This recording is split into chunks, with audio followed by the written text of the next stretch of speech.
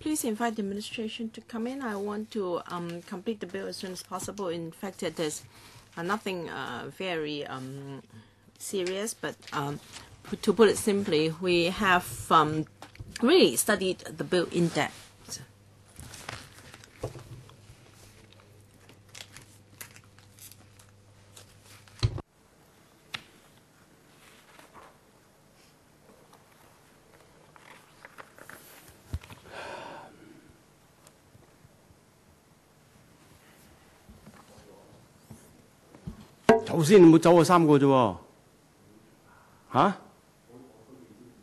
We need 3 to form a quorum. What? You have a press briefing? Please stay for another 5 minutes. The reporters will wait for you. So you're going to quote Mr. Wang Jiangya? No plan B?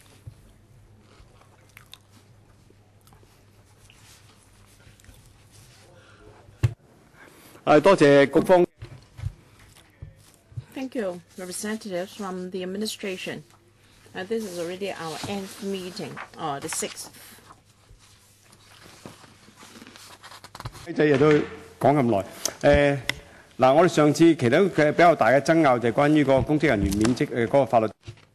think the major contention was exemption from liability. You've got paper CB 21262 1213 bracket 01, 02, and 03.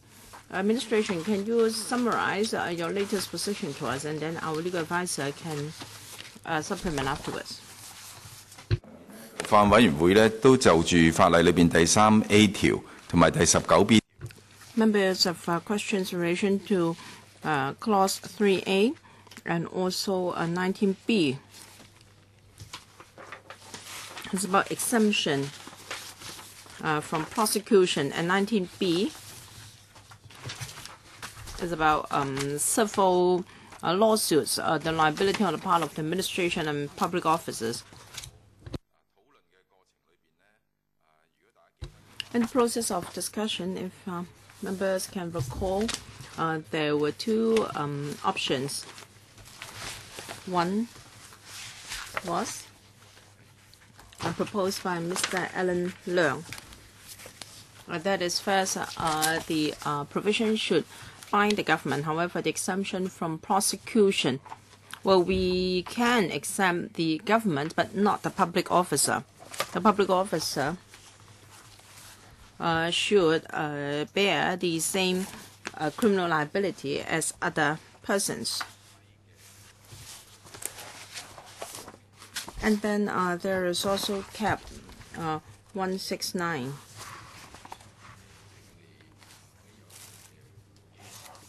That is for us to have a reporting mechanism.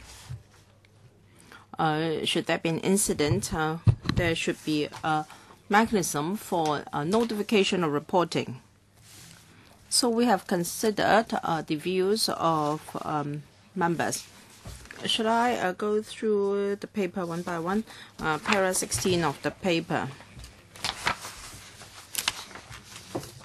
As we understand, that members have no objection to the exemption of the government from criminal liability, and so the bill would apply to the government. However, the government will not be prosecuted. As explained in our last meeting, it's rather pointless to prosecute the government because it is not an entity. It cannot be jailed. And even if you impose a fine, is pointless because the money will come from the public coffers. And the other more controversial point is whether a public officer will have to show the criminal liability in carrying out his duties. In para 910 of the paper, we have set out our previous arguments, and I don't want to waste members' time by repeating them again.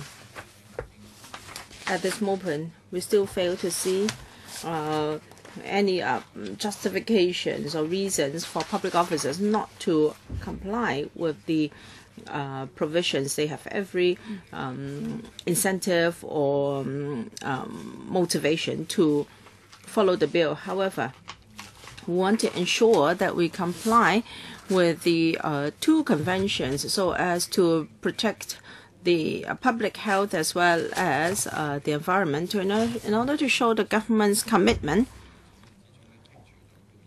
we are willing to remove the exemption for public officers to be held criminally liable in carrying out their office. So we are still thinking about the details, but in principle, we agree that the exemption for public officers should be removed. And then we said that last time that there should be a reporting system. We have made reference to Section 437 of the Lifts and Escalators Ordinance, and we will consider a similar mechanism. Fourth point, para 19, not requiring the SLG to pay any fees. We intend to keep this because we don't see any objection from members. And then regarding 19B, we had a long discussion at the last meeting. I'm sure after the discussion, members can see that if there is anyone who would like to claim the government civilly, and if in the case of any act of the public officer, due compensation can be sought. Well, as I said, 19B will not affect the government's liability for its act or omission. So the government will still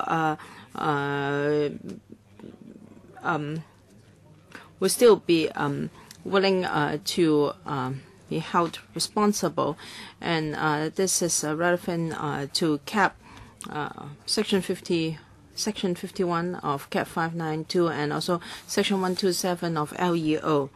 So if members support us, if you support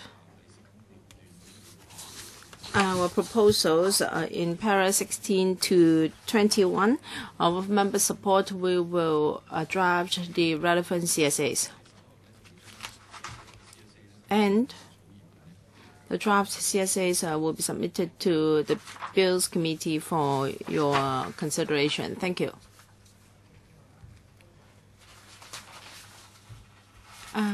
Legal advisor, I don't have anything to supplement. I think the administration has clearly explained its change in position. When the draft CSA is presented to the BC, we will see whether they can indeed reflect the new policies. Let's see if my understanding is correct. The new proposals will be a little bit different from the hazardous chemical control ordinance. However, it will be consistent with the situation in LEO, Lift and Escalators Ordinance. So 3A2 will be removed.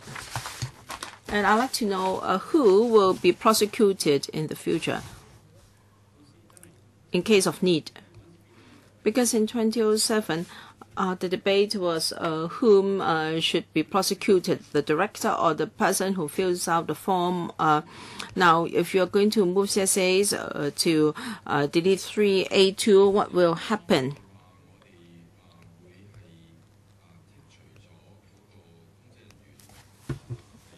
We will remove the exemption for public officers. And we will, of course, ensure in the CSA that the government will not be prosecuted for this offense. However, public officer might be liable to prosecution. And who will actually be prosecuted will depend on the case itself, because it depends on who has breached the provisions. It's just like other prosecutions, we have to consider details of the case.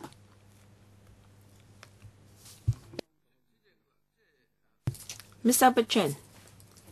Well, I think more and more, the more I think about it, the more questions I have. So I hope that the administration or legal advisor can help me to clarify the following principles. In general, I am happy with the administration's explanation and new position, and also reference to the LEO. But I may need time to understand the details. Section 4, subsection 3 to 7. I think we have to look at the details a little bit. Legal advisor, please tell us whether what the administration said is consistent with section 4, 3 to 7 of the LEO.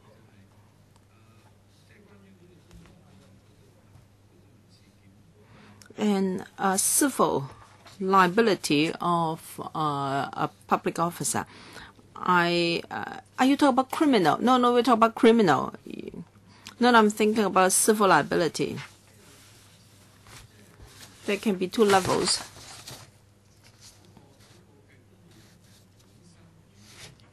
If the public officer has been successfully prosecuted, convicted, if he has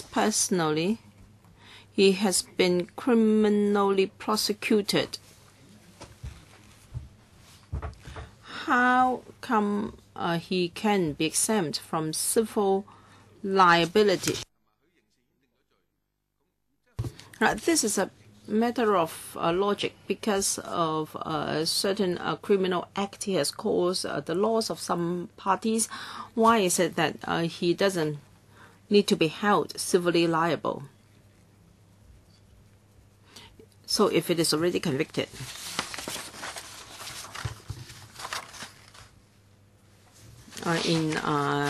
Related to his duty.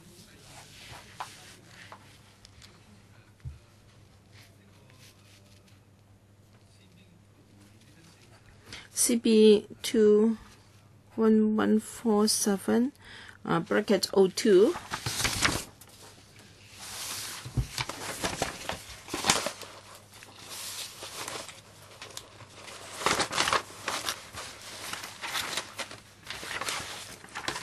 Para 1. Can you please explain to me what is the final arrangement? What paragraph, please? Para 19.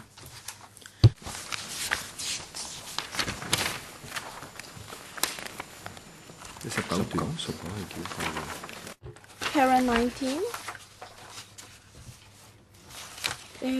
Para 19 is about fees. No, the paper issued for the 6th meeting. Are you talking about 1262 bracket 01? No, bracket 02.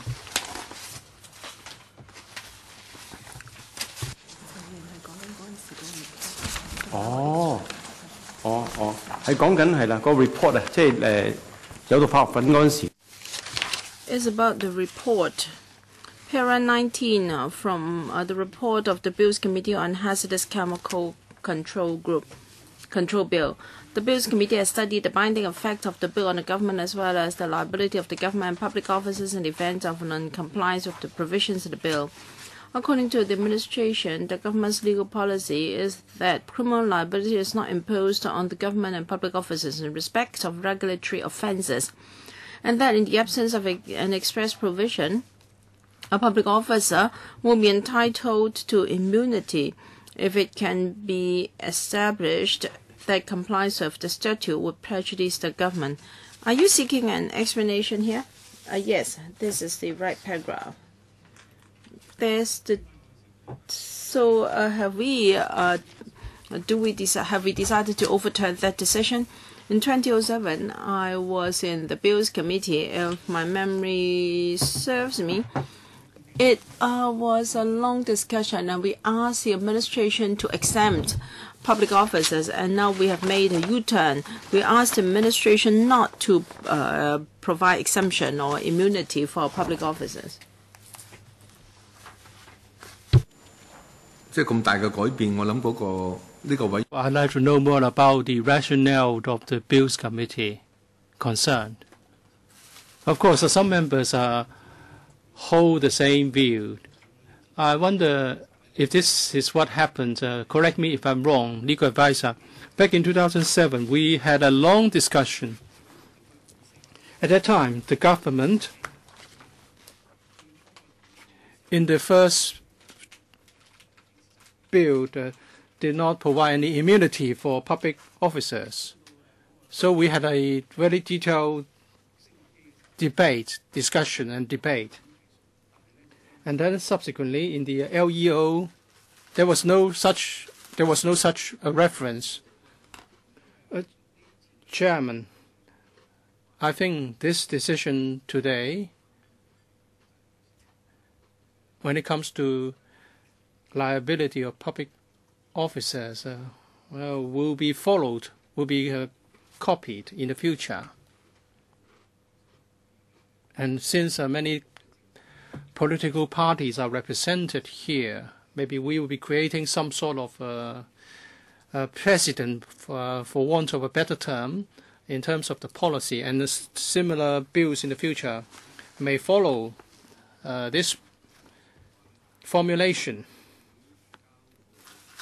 When we report back to the Council, and also in the second reading debate and the third reading, we should explain in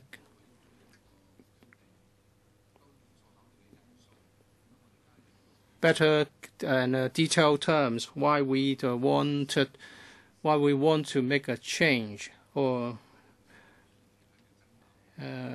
to the 2007 decision, because there may be disputes that we just cannot foresee now. There are three issues here, Chairman. I think the focus should be on the paper that I've just introduced, because it's a rather detailed paper. We have already set out all the arguments that were considered in the past, whether criminal or civil. So it's sort of a one-stop document you can refer to for all the arguments, and also you may refer to paragraphs 16 to 21 for the latest situation, because we have been updating the process as we moved along, and I also refer to the rationale or justifications of different provisions. I think the Bills Committee is concerned about criminal liability that public officers should shoulder in the implementation of the bill. There's no dispute that government should not be prosecuted, as we can see that the same is provided in the LEO, and last time we also explained. So that's a clear provision. That's clear for all. As for public officers, the arguments on both sides have been carefully recorded and considered. I think the Bills Committee thinks that we should be equal. We should give equal treatment to all, and our laws should keep up with the time, and also the individual cases should be considered on their individual merits. So we have considered the Bills Committee's views carefully. As we have explained, we just can't see how public officers would choose to flout this law. So we have taken on board members' suggestions, and we have decided to accept it. Yes, I know that. I don't have a problem with that. But in explaining to the public, you may have to say something about why we have made a new term as compared with the 2007 decision. I think perhaps the administration should be asked to review the 2007 bill to see if some amendments should be made to align the provisions there with those in this bill. Maybe the legal advisor can tell us more about the justification for providing the immunities back in 2007.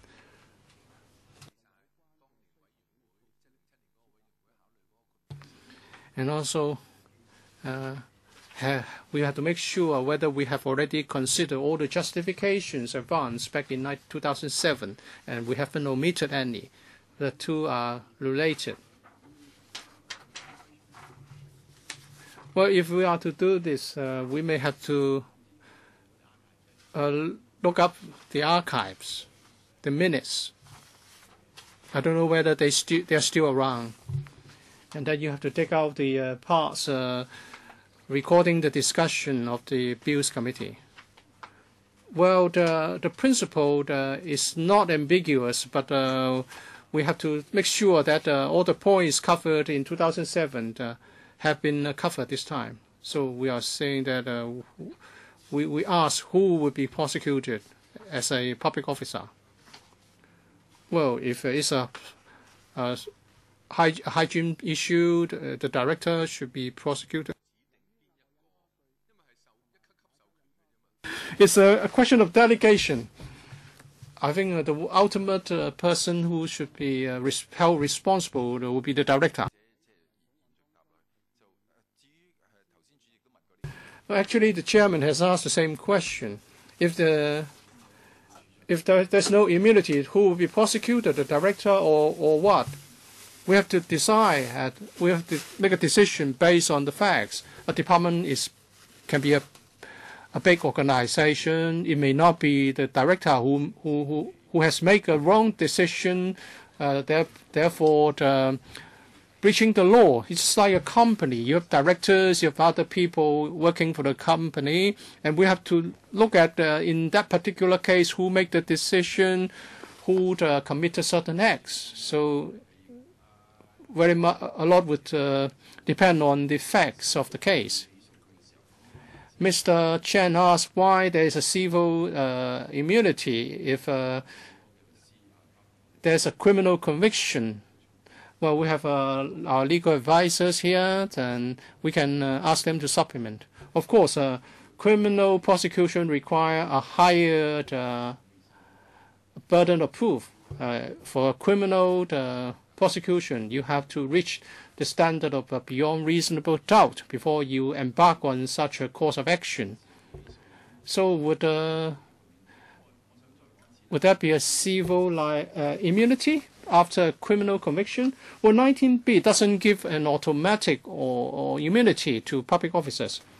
It says that the public officer must be doing something in the exercise of power under the ordinance, and that the exercise of the power must be done in good faith. Then the officer will not have to be liable for the act or omission in question. So it must be something done in good faith.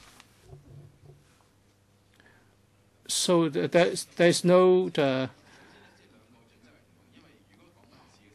civil case if that's the case. Well, I dare not say that it would be a step that I can jump like that. It seems to member seems to suggest that 19B confers an automatic immunity. This is not the case. Mr. Chan,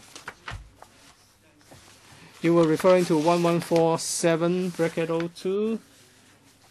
In paragraphs 20 and 21, there's a clear explanation. Legal advisor can correct me if I'm wrong. First, the AJLS panel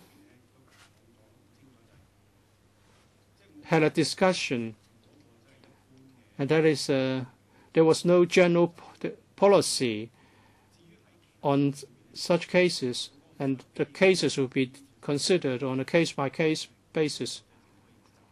And there was an explicit exclusion in the unsolicited electronic messages ordinance. I was also involved in the scrutiny of that bill. It's the unsolicited electronic messages ordinance or bill, as far as my recollection goes. If someone returns a slip saying that they don't want to receive your electronic messages, and you fail to delete that particular entry or that particular number, there will be a liability, criminal liability. But if it's a public officer, then the immunity would apply. In 2007, 2008, we were talking more about the immunity for the government. But if you look at paragraphs 20 and 21, AJOS panel sort of said that there was no general principle about this, and the liability should be considered on a case-by-case basis. Maybe our legal advisors from the administration can supplement. Are you saying that this is your understanding of the report of? The point is that there's no general principle or general practice. It's considered on a case-by-case basis.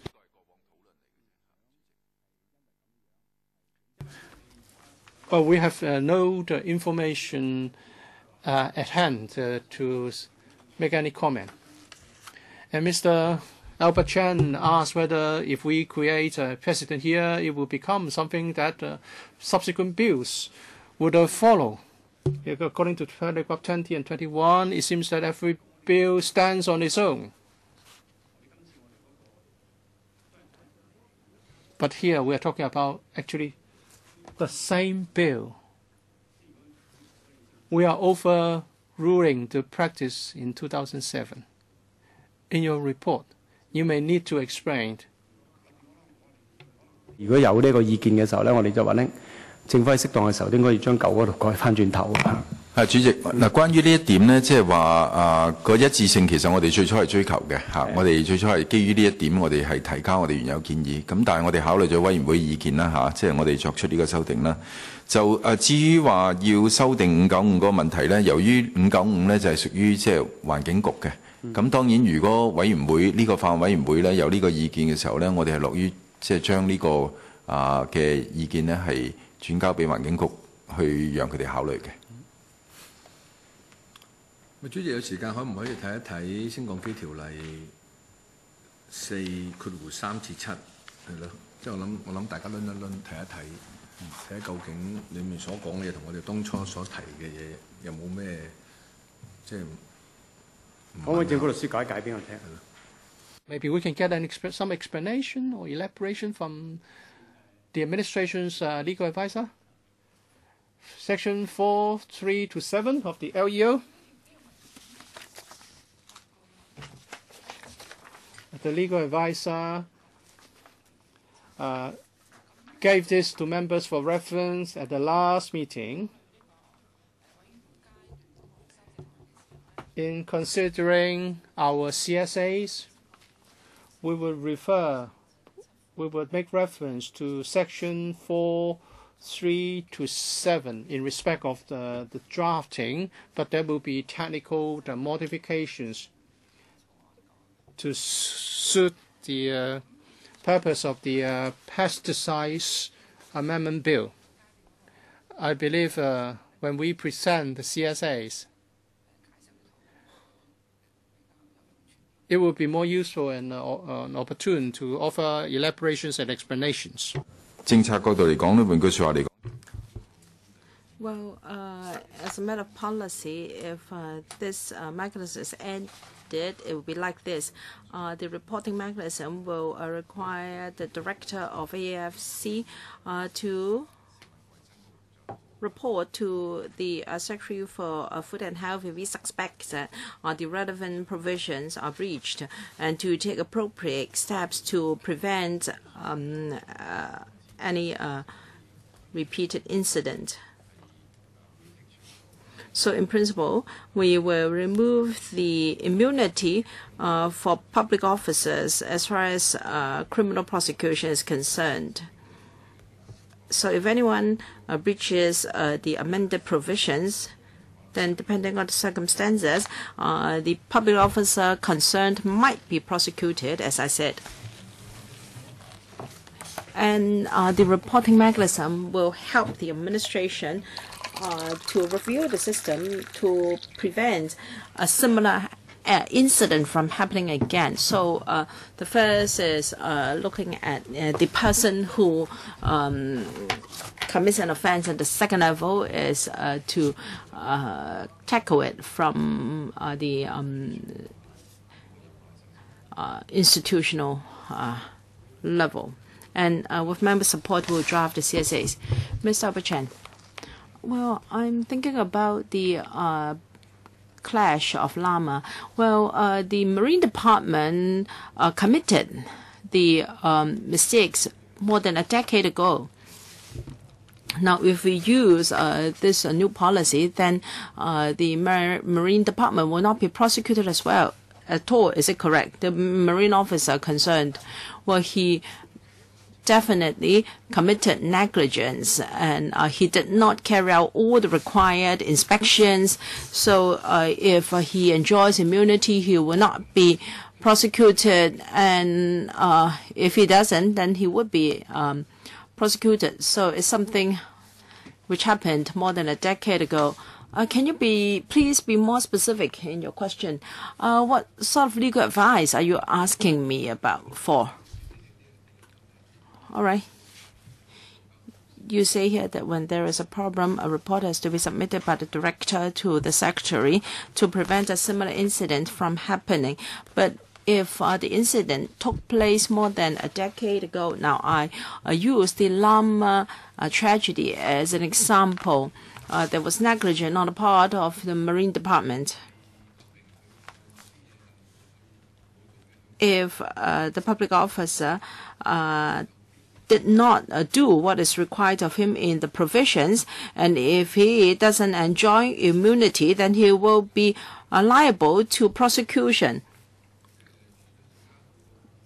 But then the director is required to submit a report in accordance with Section 4, subsections 5 to 7. And that means the public officer will never be punished. Is my understanding correct? Well, the basis of the provision here is that the government is exempt from criminal liability. However, whether the government should be criminally liable has nothing to do with the submission of a report. Well, this is to ensure that there is a rectification mechanism for the administration. Oh, I see. Can I draw a conclusion here? No. Are there provisions to clearly separate the treatment for the government and the public officers? Well, the draft CSAs will ensure that the administration or the government will not carry any criminal liability, and there will be no mention of a public officer. So the effect is a public officer is liable to prosecution. Then can I draw a conclusion of our discussion here? We have got paper CB 1262, bracket 01, para 16 to 21. Well, it is about exempting the government. That is okay. As for a public officer, there is no prescribed immunity. Okay, no prescribed immunity. And it depends on the circumstances of the case. And then reference is made to the lifts and escalators ordinance, Cap 618, Section 4, subsections 3 to 7. And then reference will be made to this ordinance for introduction of rectification system. And then government or a public officer will not automatically be immune from criminal liability. No. That means there is no automatic immunity. If he has done it in good faith, then he will be immune from criminal liability. It depends on whether he has acted in good faith. Or at this stage, we accept the new position from the government. So this is a conclusion from the BC so that you can take follow-up action. Regarding the Hazardous Chemicals Control Ordinance enacted in 2007, although it's not within the portfolio of this Bureau, I believe we have to mention it in our BC report. That is, the approach here for this bill is a major discrepancy from that of in 2007. We will urge the administration to review whether there should be consistency for the two ordinances, because for the same bill or same ordinance, there are two approaches. Chairman. Yes, I think that will be one of the recommendations by this BC, and the administration just note this recommendation. All right. So that's our conclusion at this stage. If members are agreeable, then we will do a clause-by-clause scrutiny of the bill. We will use the English text as our basis. We were up to clause 9. Did we use the Chinese or the English text as the basis? 緊中文嘅第9條，即是係第7版。We were up to page 7. Well, we haven't covered clause 9 yet, right? Clause 9. Amends section 9(1). Well, 9(1), 9(2), 9(3), 9(4), 9(5) are just drafting amendments without affecting the effect. If members have questions, our legal advisor can answer. It's just replacing shall with must, and he replaced by the director, so on and so forth. So these are just textual amendments. So just for improving the text. Okay, taken or noted, and then clause 9 or all right, deletion of 7, subsection 7. And we have split the original subsection 7 to 7 and 7A to improve the presentation. So a schedule is added because we have incorporated, because we have a schedule on pesticides included in the two conventions. So we have to make the corresponding amendments. Thank you. Clause 10 amends section 13(1) of the ordinance. We've added this. When considering whether to give a direction or what directions to give under subsection 1, the director must have regard to other enactments that govern the disposal of the pesticide. This is a new provision to specify how the director can deal with the pesticide. This is consistent with the provisions in the Stockholm Convention. This is to ensure that environmental harmless measures must be taken to dispose of the pesticide. When the director of AFC issues a direction, he has or he must consult the EPD first, because pesticides are governed by Cap 154C, disposal of waste, chemical waste control ordinance. So with this provision, it will ensure that the director has to have regard to other enactments when he disposes of the pesticide. No question? All right, go on, please.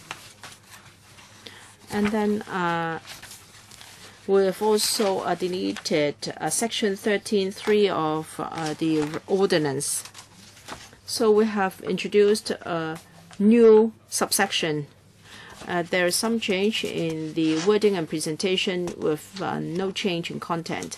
Well, if necessary, our legal advisor can supplement. May I go on? Yes. We have deleted subsection 4 of Section 13. We proposed that if a license holder or permit holder appeals under Section 16A against a decision under Section 3, a period for compliance specifying the direction referred to subsection 2 is extended by the period between a representation of the appeal and notification of the Administrative Appeal Board's decision.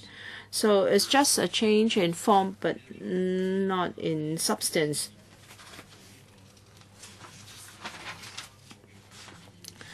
Well, this is one of the 3 improvements we've included in the bill. We believe we should follow the general policy of the government, and that is appeals should be lodged to the Administrative Appeals Board instead of the CE. So who are the members of the AAB? Non-officials.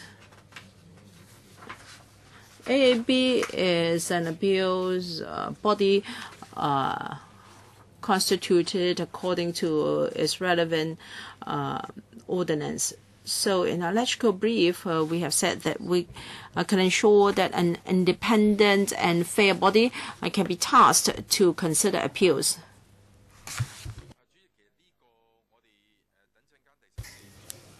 Then what about the CE? Well, in clause 14, we will make a similar change. That is, appeals should be submitted to the AAB. We'll deal with that later.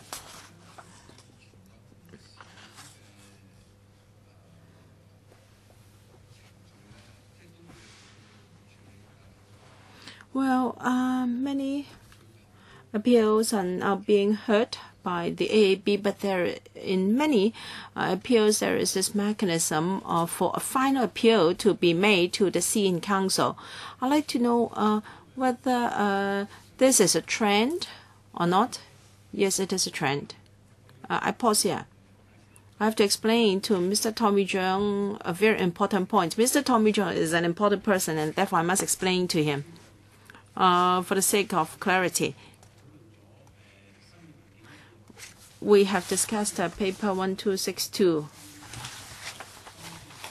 which is about, all right,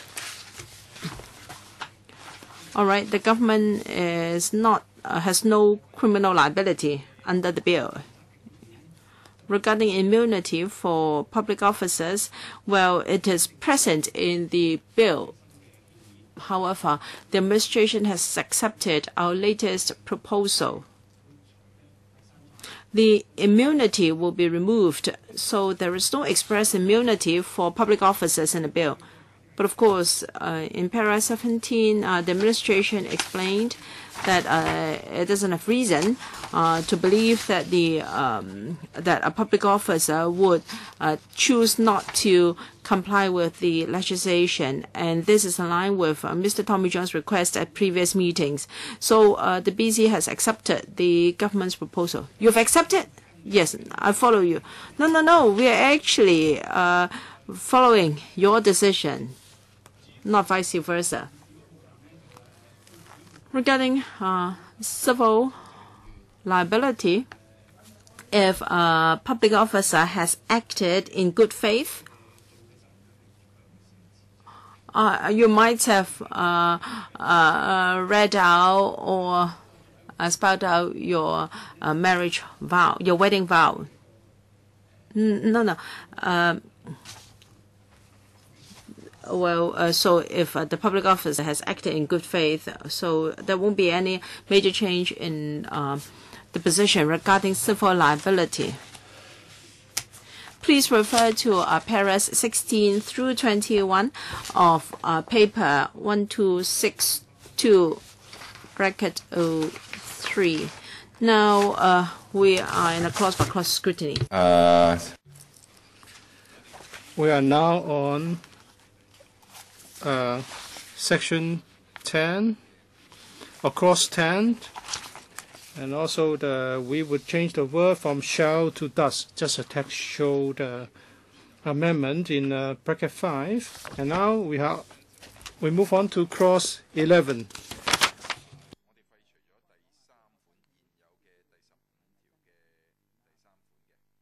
We are going to repeal section 15 bracket 3.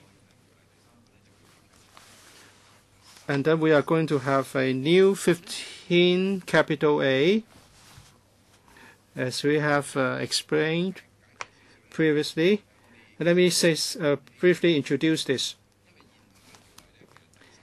In the current section 15, law enforcement officers can enter without warrant any premises between 9 a.m. and 6 p.m.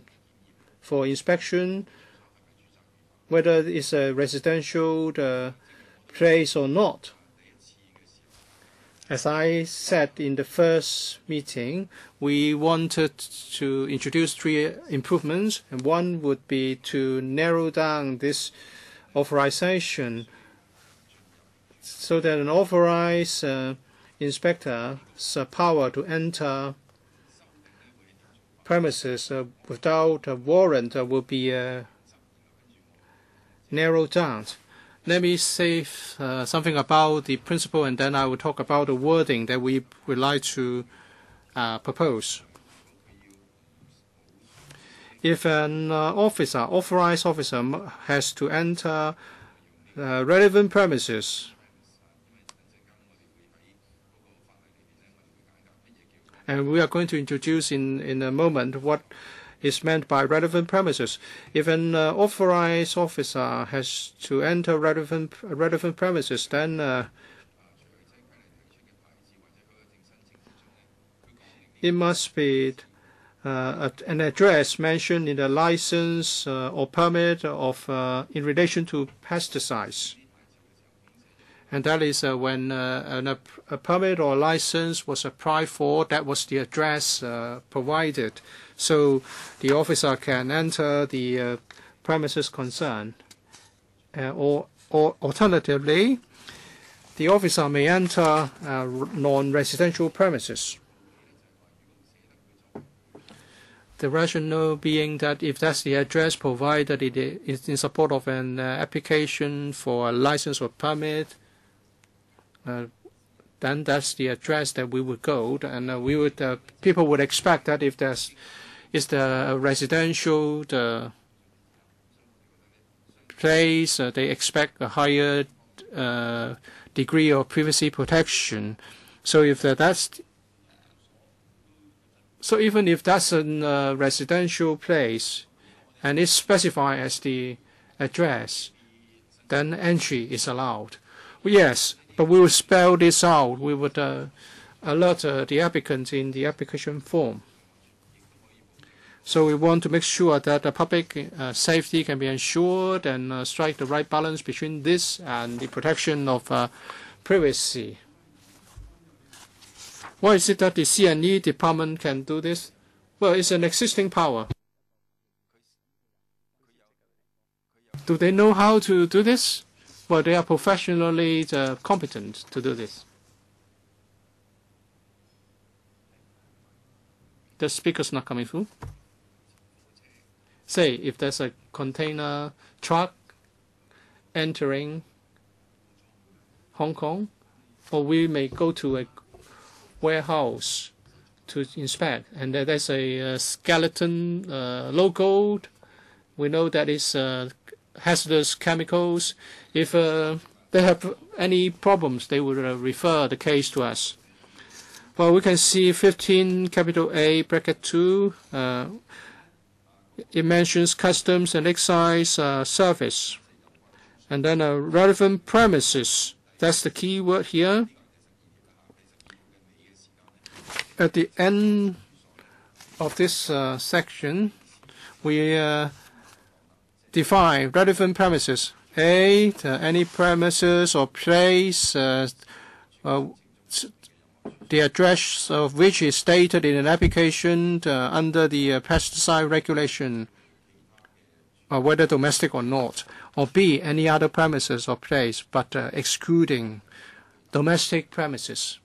So we achieve our policy intent through this. So if domestic premises are specified in the application, then the officer can enter such premises for inspection. I have already mentioned 15A1, 15A2, 15A3. The purpose is to authorize the officer to do certain things to require the production for inspect and examine a permit or a license, and the officer can also take away documents, information, or copies, make copies of a license, permit, documents, and information, etc. 15A bracket 4 and bracket 5. Bracket 4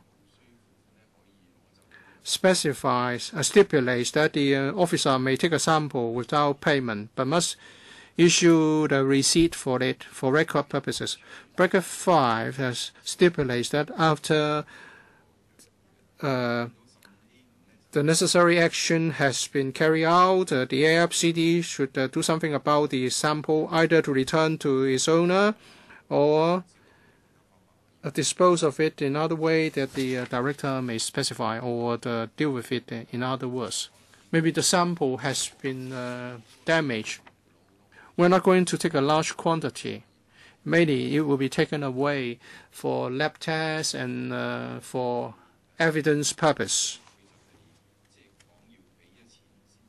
At present, payment is required before a sample can be taken. There is a real implementation problem. If there's no agreement on the price, on the payment, we can still take a sample, but in terms of operation, it can be problematic. So we want to make sure that the officer can take a sample without making a payment. But of course, we're only going to take whatever is necessary for the lab test or for the evidence in court. Mr. Tommy Zhang. Well, they can go to a eatery to take dim sum, shrimp dumpling. They pay for such samples. FEHD will not take away these without payment. I'm concerned here because you are saying that you only take whatever is sufficient. But to offer better protection to these parties, maybe you should take away sample.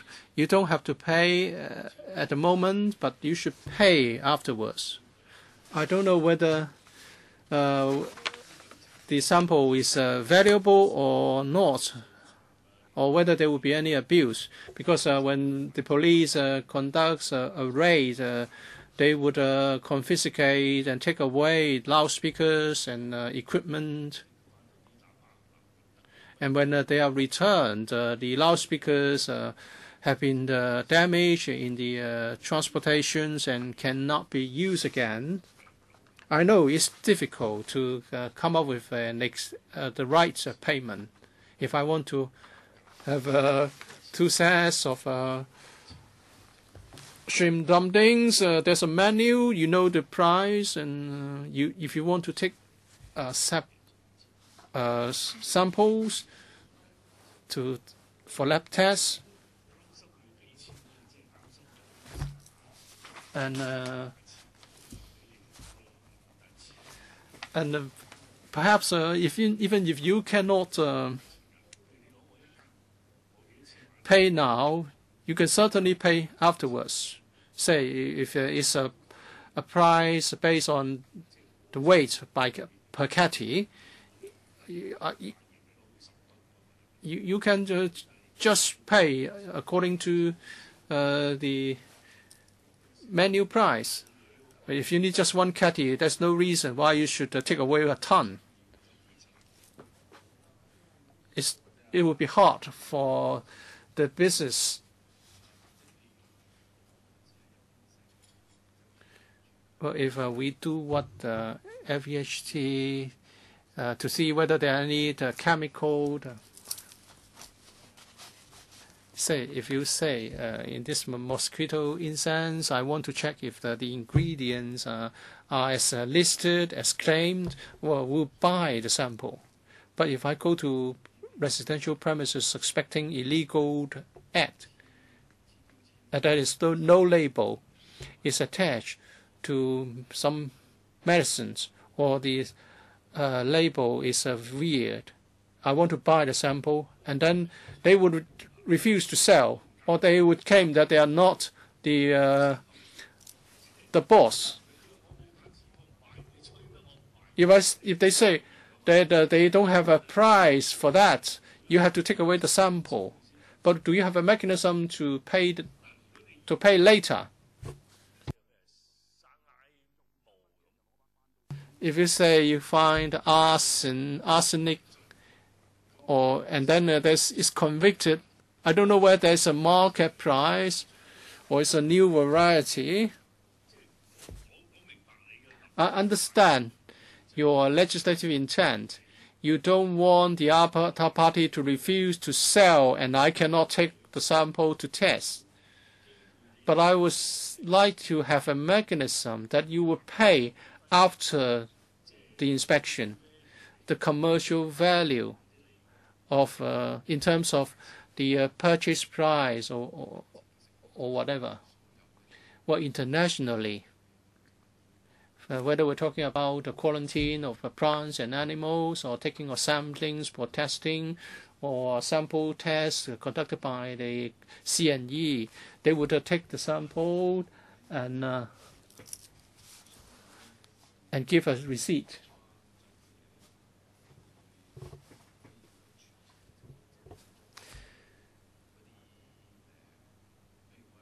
Let's say I've taken a big barrel. It's the package. I just take a few cc for testing, and I remade the remaining contents in the big barrel will be returned to you. But of course, if it's against the law, it will be dealt with in other ways. We may have to discuss with the EPD on how to deal with this hazardous substance. I have no problem if there is a subsequent conviction. But what if after the test there's no case? All right, I don't know how much will be taken away for testing. Is there some way you can pay back something after 15(5), and that is you can give a payment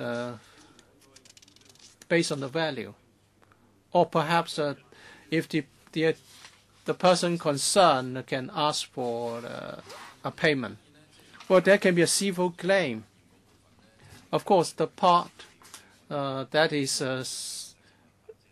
used for the test, we can use a small quantity if we have to carry out a test. And if you think that is a big loss, the person can lodge a civil claim. It's not here. Well, they can always make a claim.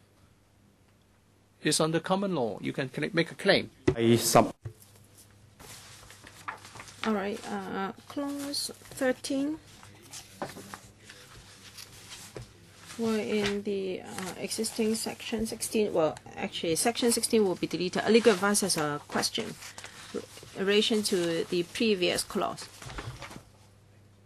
Thank you. I have a few drafting questions. Page 10 of the marked up copy. Chinese? Yes, Chinese. I think we have to consider both texts together. The first line.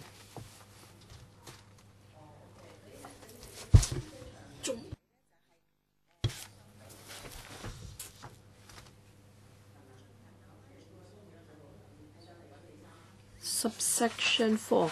The inspector or member may take a sample without payment. Now, in the Chinese text, I have seen 4 words that is related to the meaning of request. 要求. For the Chinese English text, there are only 3 requests. Require the production of, or provision of, and then inspect a license, and then examine the license. So, which text is the authority?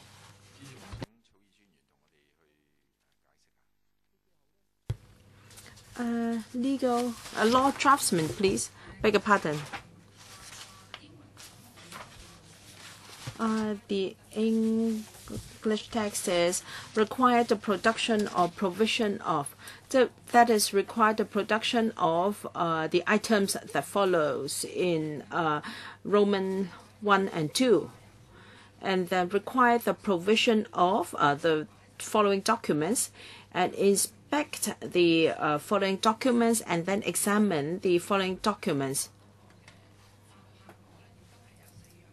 So there are 4 things the inspector can do. So it's just in line with the 4 things in the Chinese text. Although the presentation is different, the effect is just the same.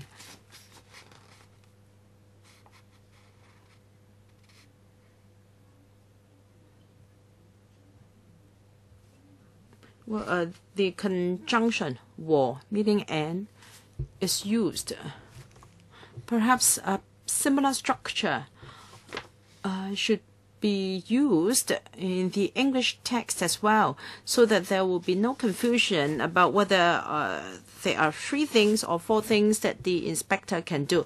I understand that this is about the inspector may, but not shall. Yes, it's power. But I don't think the 2 structures are, the 2 structures are comparable.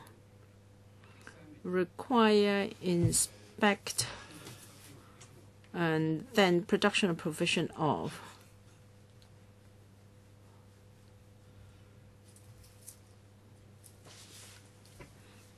Well, according to the administration, it is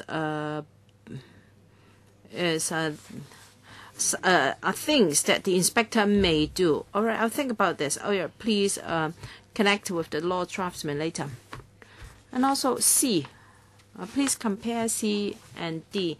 In the Chinese text, there is nothing after the semicolon, whereas after the semicolon, there is the conjunction and. So is the administration referring to all powers under ABCD or any one power under ABCD? Yes, we will move a CSA to correct this. Okay. And one point I'd like to draw members' attention to is the heading of page 9 of the marked up copy. It seems that the heading it doesn't reflect the content. Power to end. The English title is power to, heading is to power to enter premises, etc. for routine inspection. Is it really a routine inspection? If you read the whole of 15A,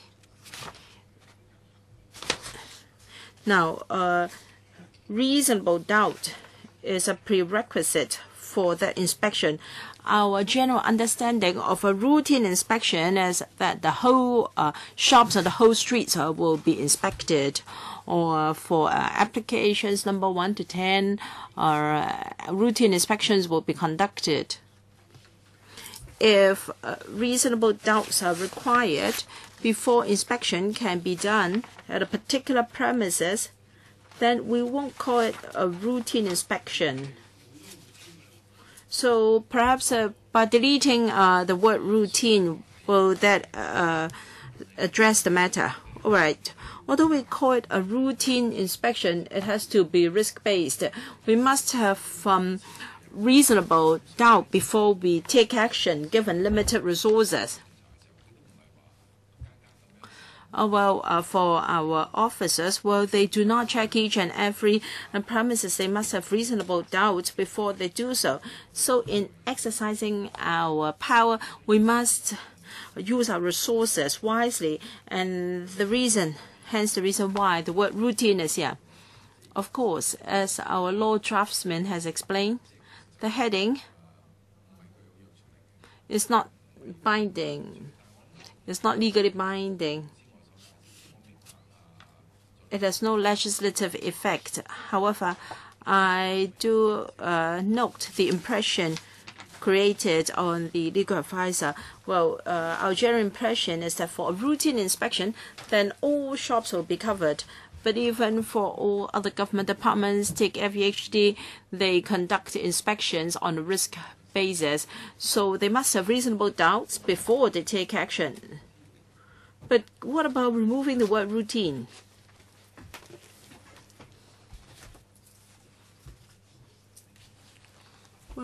The purpose of a routine inspection is to see whether there is any breach of the legislation, right? If you've been to 1,000 times to inspect that same shop, there is no problem. But just on one occasion, you see an unregistered pesticide, then you can naturally ask to inspect the whole shop. Yes.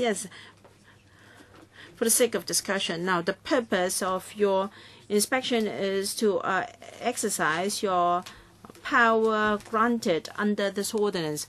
Of course, you can only inspect a shop for the sake of exercising or for enforcing this ordinance.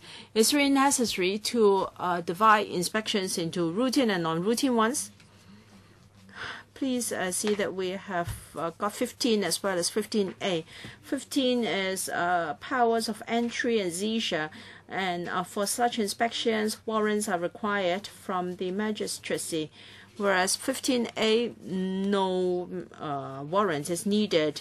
So this is routine inspection. Still, we have to add qualifier, and that is with reasonable doubt, to ensure that it is risk-based. So 15 is routine. 15A is not routine.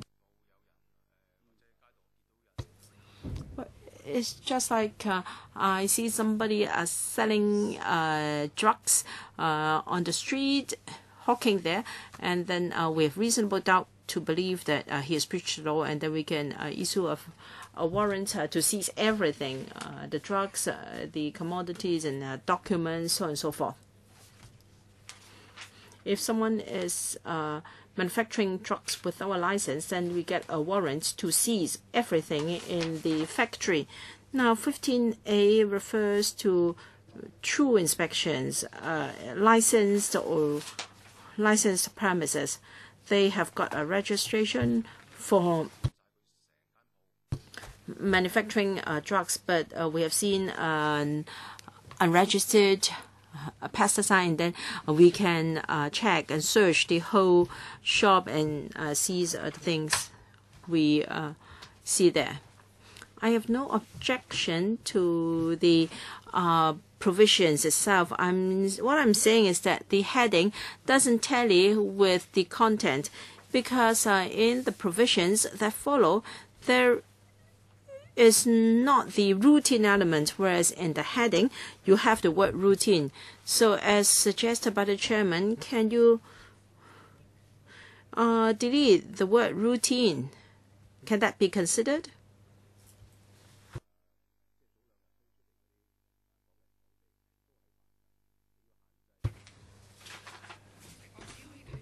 Chairman,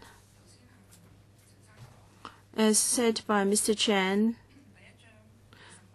under Section 18(3) of Cap 1, the heading has no legislative effect, and it will not change or restrict or expand the scope of the interpretation. So is it really necessary to remove the word routine from the heading? Is rather irrelevant, not too important. Page 9 of the marked up copy. 15A has been taken out from section 15. So subsection 3 has been removed, and 15A is built on subsection 3. If we look at the heading of section 15, there is mention of no need of of a warrant gaining entry with reasonable doubt. So the administration may say that the heading has no legislative effect. Still, it has a very important purpose to let the reader know whether that paragraph should be read or not. So the accuracy of the heading will assist people who don't know the legislation well, which provision or which sections he should refer to. I think headings play an important role in this regard. Agreed. The ALA said that the heading should serve as guidance or direction for readers. Of course, this is subject to further discussion. If members look at section 15 and 15, new section 15A, ALA is correct.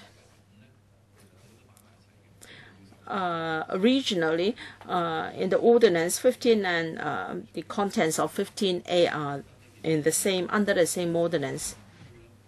But our current policy objective is to separate the two types of inspections.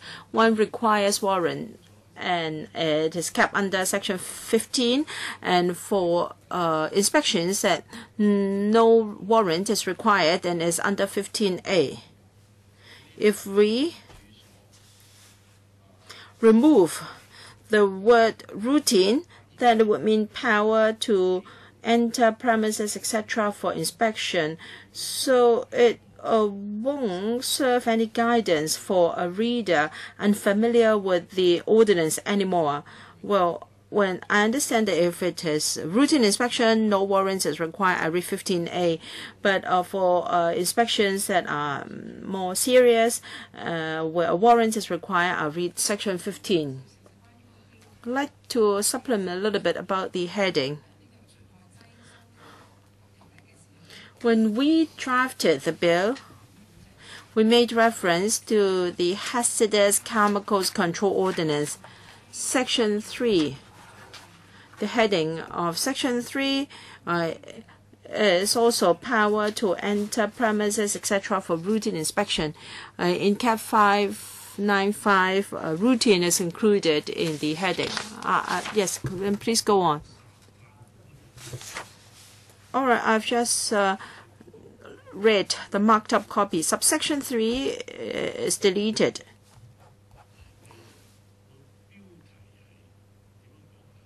The heading should will the heading override everything? No. Well, there is no mention of routine here. Do you do any routine inspections? Do you? It's just like restaurants. You conduct routine inspections at 4-week intervals or 2-week intervals. I was thinking that you didn't have any routine inspections. You only act on intelligence. Now you're saying that you have routine inspections. How often, please? At least once a year for licenses. Permit? At least 6 months. Okay.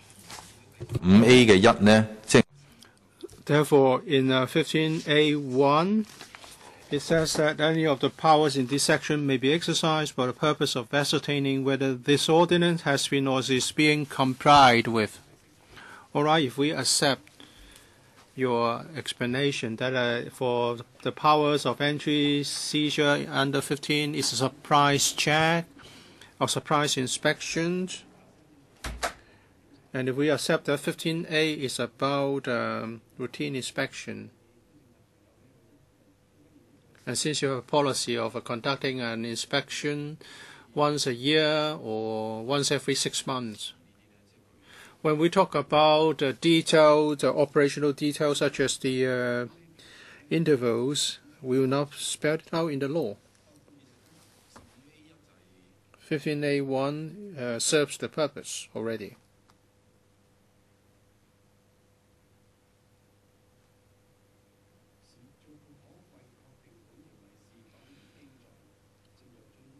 For the purpose of ascertaining whether this ordinance has been or is being complied with. All right, I give you a license, I can carry out an inspection on you. Well, this is not a routine. It's not about whether you have a license or not. Just like the restaurants, every year we have inspectors from the FSD and other departments to do inspections for the year. And then for other inspections, depending on the risk level, it may be inspected every 6 weeks or 8 weeks or whatever interval. It's not about compliance before and after the issuance of a license. If you have been given a permit, I would inspect you at least once every 6 months. And if it's a license, it's once a year. I agree with our legal advisor. You give me a wrong impression. And that is 15A1. This is about ascertaining whether this ordinance has been or is being complied with. I just cannot see that this is routine inspection. All right, we have offered our views, and you can decide whether you need the word routine or not. All right, we'll take another look. There's no disagreement on the contents. It's just about the use of this particular term. All right, clause 14. Sorry, legal advisor? I would like to give a reminder to members. It's page 10, relevant premises under 7. And in the first limb, it says the place is whether domestic or not. So you have to be, you have to note this. All right, if it's a residential address that you'd put in the application form, then even that's residential premises, they can still inspect the premises. And we are also going to remind the applicants in our application form. Clause 14, Section 16, capital A, added. As I have said earlier, if a person is aggrieved by the decision of the director, then within 28 days after receiving the notice, he can lodge an appeal to the AAB. When I introduced the bill, I said we would like to make some improvements through the bill. And the purpose is to have appeals handled by an independent board, appeals board. And the decisions that can be made by the director under Cap 133 are listed here. So from A to J, these are appealable decisions, correct? Regarding 1D, a decision to refuse to issue a license or permit under Section 9, bracket 2. Actually, there are two different things under 9.2. It should be 9.2b because it's not related to 9.2a. All right, we accept this. We would clarify this. I thank the legal advisor for noting this. We'll add the reference to bracket B. I want to go back to a point raised by the legal advisor, and that is the premises, whether domestic or not. This is in the 15A bracket 2. If a pesticide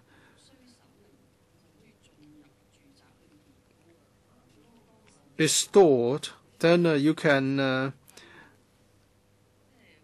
enter without a warrant if the pesticide is something that is not in line with the law. So would you be targeting the wrong parties? Well, 15A is about the AFCD receiving 15 is about AFCD receiving information and ask for a warrant to inspect. And 15A is about someone who has applied for a license to store certain pesticides on certain premises. And then the AFCD can conduct inspection to the address indicated in the application. And if the address is your residential home, then it's the place that they would go. So it will not be a case whereby someone inadvertently or unknowingly stores a bottle of pesticide and the premises will be subject to inspection. I think Ms. Wong is about general people, the general public, not a licensee or permittee. That's under 15. Then a warrant is required. Yes, if you have a doubt, a reasonable doubt. I think your jet lag has been cured. You are very clear about this. All right, across 15. It amends the existing Section 17, offences and penalties.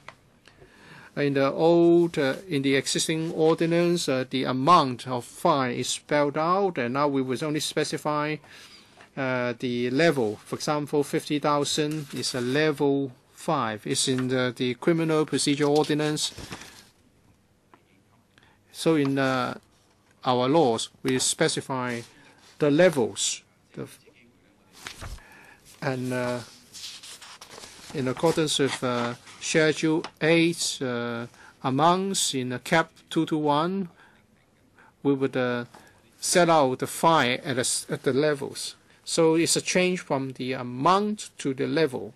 The actual amounts are not changed. Level 1, 2,000, level 2, 5,000. Is there a need to adjust those amounts? We don't see a need right now. We believe the present levels are good enough as deterrents. 17 bracket 2, the same. Section 17 bracket 3A.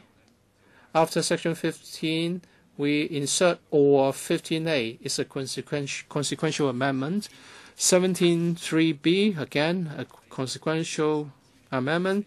17.3c, the word thing is included. in the light of actual experience in implementation, we need to get this inserted. And also, you can see this is also consequential because thing is mentioned in 15A. 17.3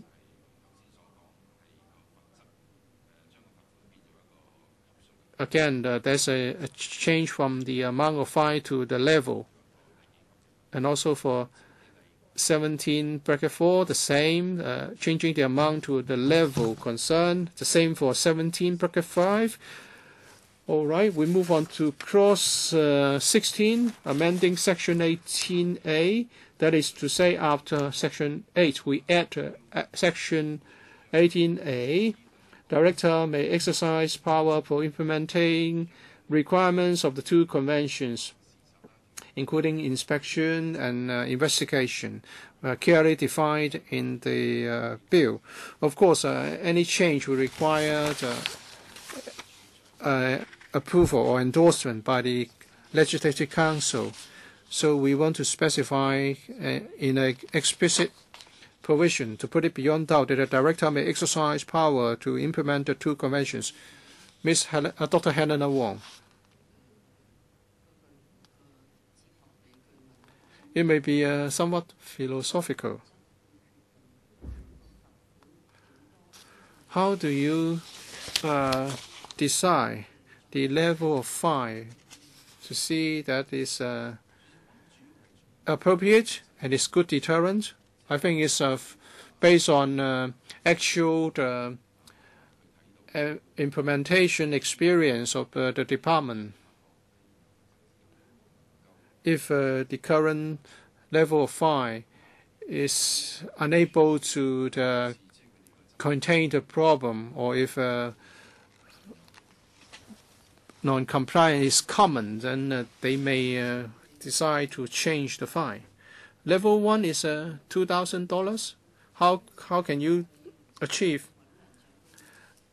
any deterrent effect with a level 1 fine? You have to send people to conduct the inspection. It's very costly on the part of the administration, and it's just a fine of $2,000. What's the purpose of this? If you say this is very toxic and we need to have a bill to contain the problem, then why do you want to start with level 1? Well, it's not just about fine. In addition, there's also an imprisonment. Usually in our laws, we will have a range. For the minor offenses, it's a lower level fine. But I think we will agree that 6 months imprisonment is a very big deterrent. Of course, that's just the maximum. The actual sentence will be dependent on the actual offense. How do you decide which case is more serious than others? For example, thousands of tons of pesticide is in the store, and these are pesticides in the schedule that you want to control. So are you talking about the quantity or the seriousness or the level of damage? Because I want to I can see that in other laws, the deterrent can be very small. For example, illegal dumping in our hills. The fine is so low that it's better off to be given a fine than to take those refuse to a landfill. So if it's just $2,000, the offender may think it's just a small sum. It's not a good deterrent. Chairman, as I've said, in addition, there is the imprisonment penalty. And we have to look at how rampant the violation, the offenses is. Maybe the departments can supplement. If we look at the level, actual amounts of fine, they tend not to be high. We are only getting a few cases a year. For example, if it's a fine of $2,000, section 17, 4B, we're talking about the non-active ingredient. For example, water is added or solvent is added. We think that the water content or the solvent is inappropriate. But that ingredient is not harmful to people. So the fine is lower. But if you fails to get a license or a permit and carry out such activities, the fine is $50,000 or 1 year's imprisonment. And very few people actually commit such an offense.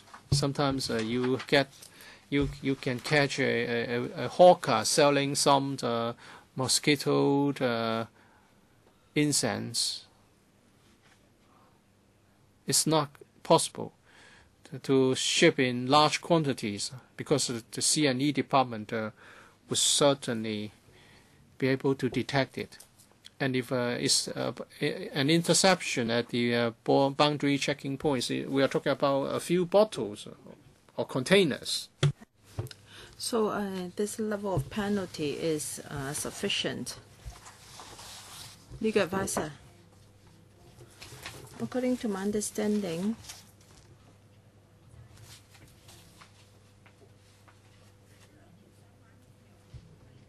well, for provisions in the two relevant conventions that apply to Hong Kong, I'd like to know whether all the pesticides have been incorporated into the bill. Should there be any amendments to the convention? If it applies to Hong Kong, it will have to be subject to positive vetting by LegCo. That being the case, do we have to mention the two conventions again in 18A? The answer is yes. Because it is about powers the director can exercise under Cap 133. And the legal advisor we have is we should make it clear that the director's power under this ordinance is for the purpose of implementing the requirements of the two conventions. So the legal advisor is correct. Can the director exercise power for implementing the requirements of the two conventions? The legal advice we get is we should do so to put it beyond reasonable doubt so that there will be no challenge as to why a certain act is done by the director. In a marked up copy, section 2 of the ordinance, there is definition of the convention.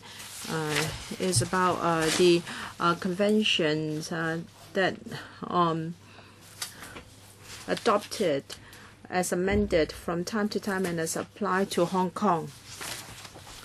All right, the convention will be amended from time to time, but it won't be any pesticide requirements that have been amended without our knowledge. The definition of Stockholm Convention and Rotterdam Convention can be rather wide. It says as amended from time to time and as applied to Hong Kong.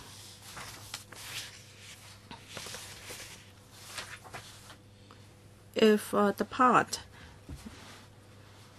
that applies to Hong Kong has been all included into this bill, and in future requirements amended from time to time will have to be subject to net positive vetting of the council. So why don't we say the director may exercise the powers under this ordinance, 18A?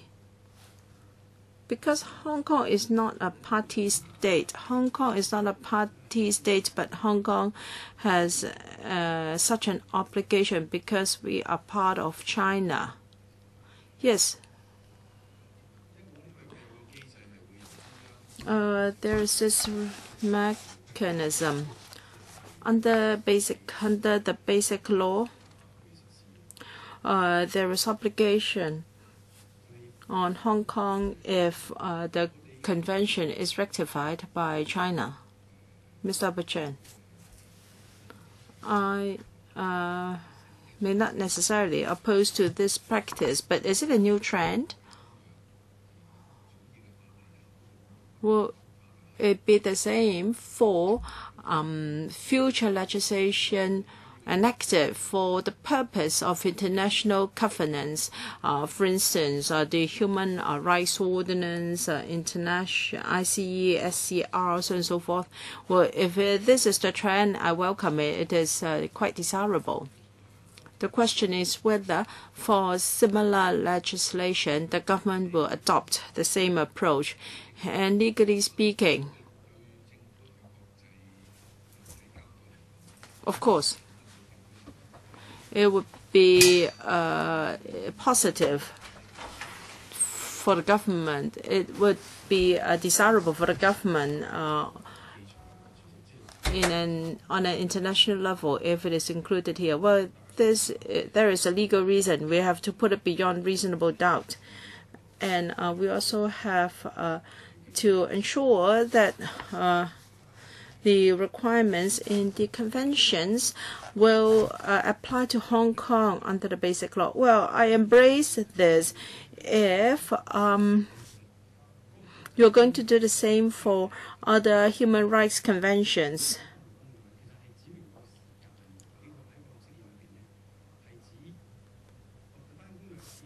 Well, the Rotterdam Convention, according to the interpretation here, is the convention adopted on the 10th of September 1998, and Stockholm Convention is the one adopted on the 22nd of May 2001.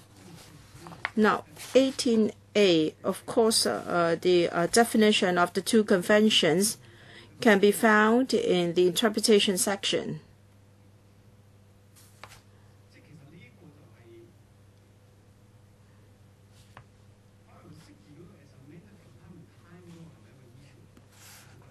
So I'd like to know whether that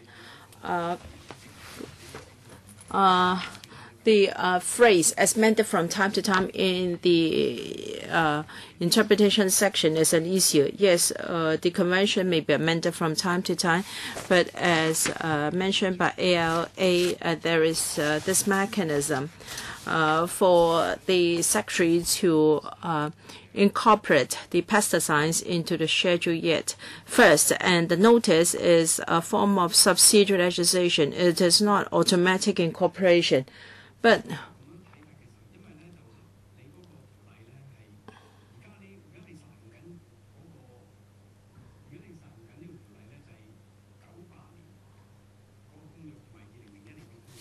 you're referring to the convention adopted in 1998 and 2001 respectively, assuming that in 2014 any of the conventions is amended and you have incorporated that into your law, but you have not changed the year of the convention. No. The date was the date when the convention was established, and of course afterwards there may be subsequent amendments. And as said in the interpretation section, the convention may be amended from time to time. No impact.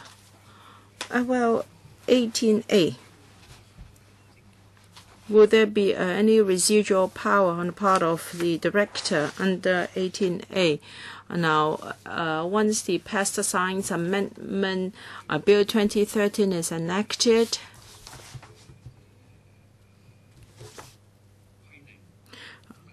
there might be requirements of the conventions not found in this bill. Will Section 18A enlarge the power of the director as a result? Will there be any residual power for the director? The answer is no. This is just to be accountable to the international arena. So this is included here for political reason. No. Legal advice we receive is that we have to put it clear.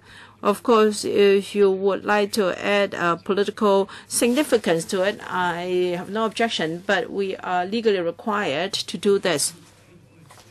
If the conventions are amended from time to time, how do I know which version you're referring to? Because the scheduled pesticides are the most important part. If the conventions are really amended and the Central People's Government have rectified the amendments, then under basic law, they will also apply to Hong Kong. And the director, the secretary, will use a notice to incorporate the new pesticides into Schedules 1 and 2 of the bill, to let the community know, and the notice will be vetted by LegCo as a form of subsidiary legislation. Any more points? No.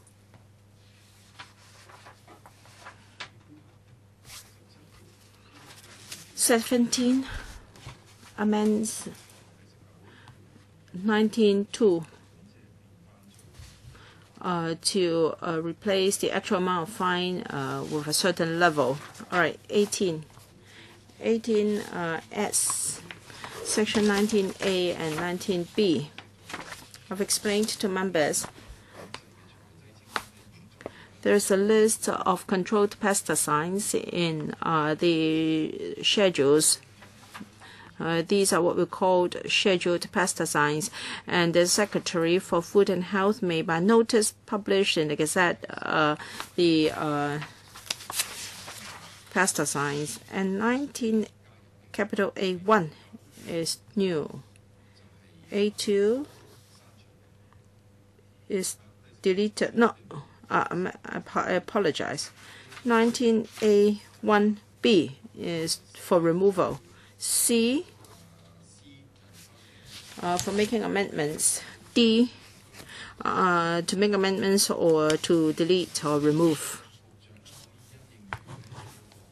This will give the Secretary the power to amend the schedules as required, because there may be new pesticides that have to be added, and sometimes some of them may have to be removed.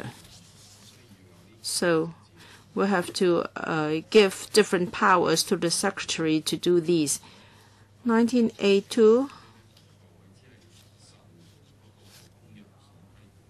is about convention-regulated pesticide, a definition of convention-regulated pesticide.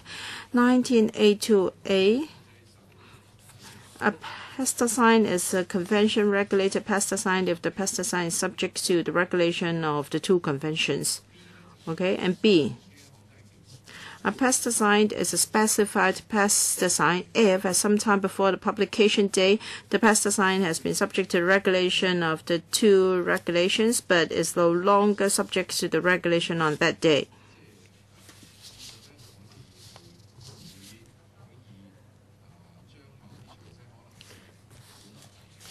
So an originally convention-regulated pesticide, once it has become specified pesticide, it can be removed. Okay.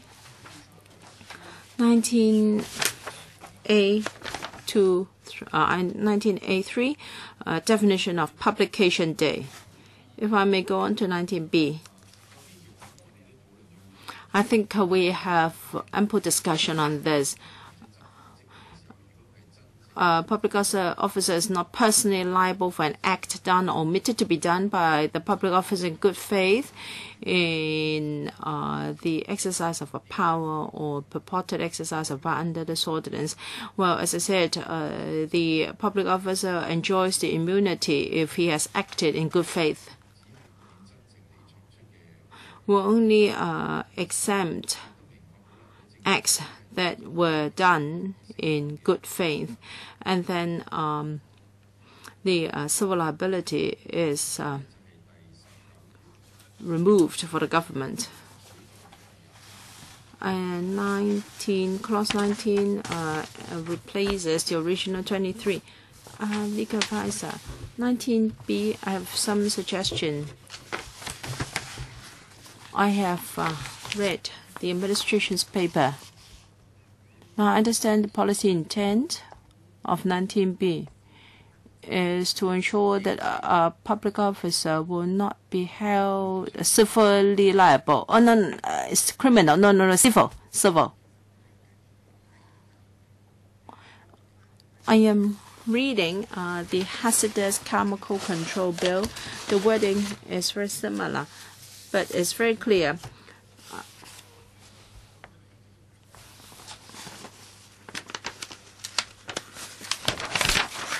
So there is no ambiguity at all.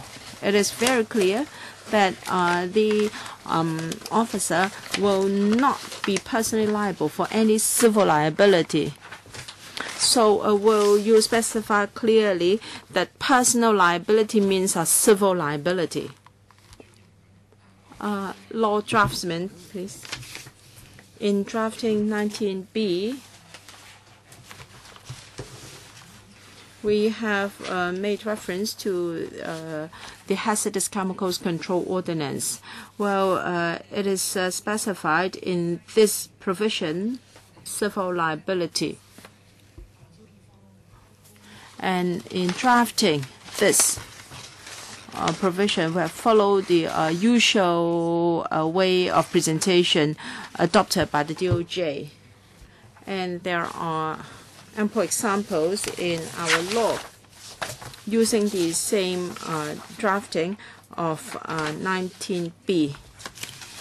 It will clearly exempt the public officer from civil liability. As regards whether we have to expressively write down civil liability, I think it can be considered by the Policy Bureau if their policy intent is that we should make it clear with no objection. But I can say for sure that the personal liable referred to in 19B is about something civil.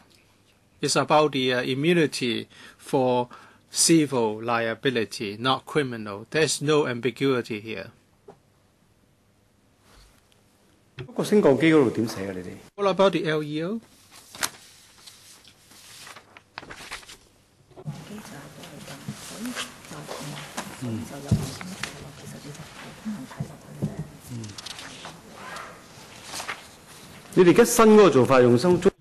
So the new approach is to use the term personally liable or personal liability.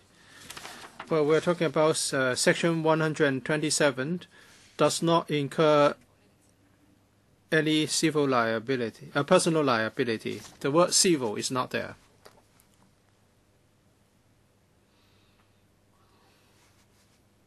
只能夠講咧，就係即係作為一個用家咧，其實睇落。From the perspective of a reader, personal liability is somewhat is something in the gray area. It's not as clear as the administration has suggested that it's about civil liability. Well, your policy intent is very clear. Whether you want to put it like that is your decision.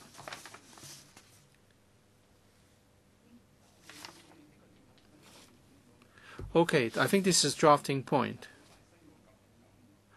Cap 618 reads like that, and 595 is an older law. Why do you have to change 618? Maybe when Cap 618 was drafted, they did not make reference to Cap 595 because the two are not related. We have a provision on criminal liability, but for the immunity for civil liability is under 19B. So the structure is very clear. 3A, criminal, 19B, non-criminal liability.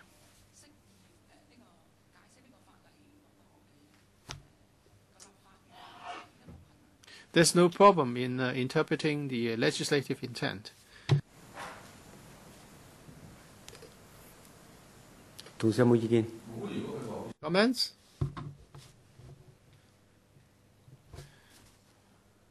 I think it's clear. The term is clear. But why did the other law was drafted like that? Well, for CAP 595, I was involved in that. It's not personally liable for any civil liability or claim, whatever, blah, blah, blah. I think here the not personally liable covers everything. And it's okay.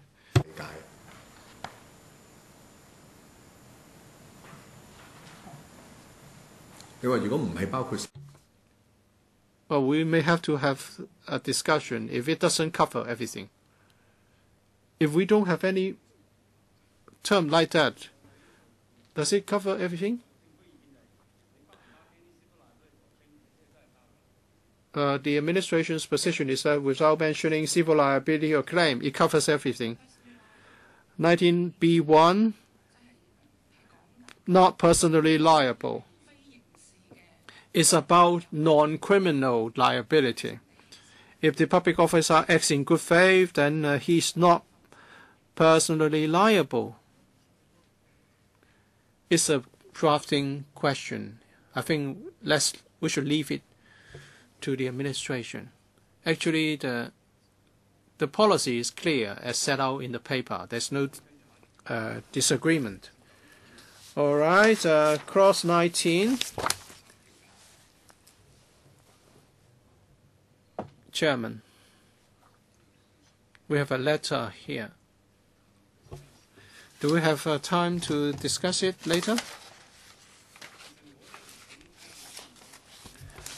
Well,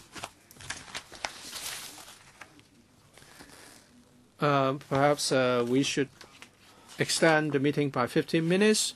If members agree that we'd like to complete the clause by clause as well as the submission. Can we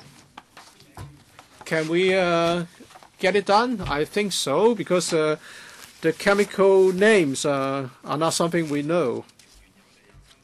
Clause 19 repeals the existing Section 23. The existing 23 is a transitional arrangement and is now dated. And now we want to have a new Section 23 for some new transitional provisions. Under the existing ordinance, there's no need to have a permit to export pesticides. But in the future, this will be regulated. The use and export of pesticides will be subject to regulation. Why do we need to have Section 23, bracket 1? There are existing permittees or licensees which are valid. If we do not have 23 bracket 1, they have to apply for a new permit. So you want to have a smooth transition. Yes. The permit of the existing permit will be able to cover the operation. And as 23 bracket 2, a right of appeal exists before the commencement day will still be valid after the commencement. 23.3 protects pending appeals which have not been adjudicated, and we're talking about cases in progress. After the commencement of the new ordinance, the appeals can be handled and adjudicated. And also 23.4 is about the period for compliance. 23.5, a technical amendment to specify the commencement date, and we have a definition for that, as well as a definition for repeal Section 16.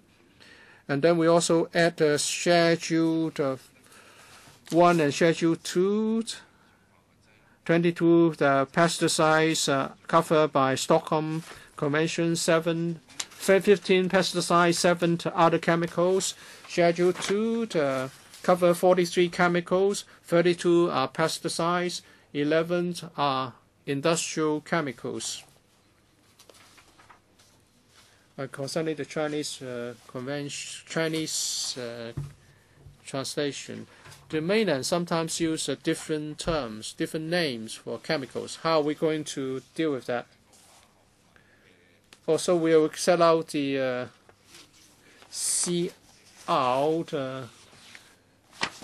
name or CR number, CAS registry number, so as to avoid confusion.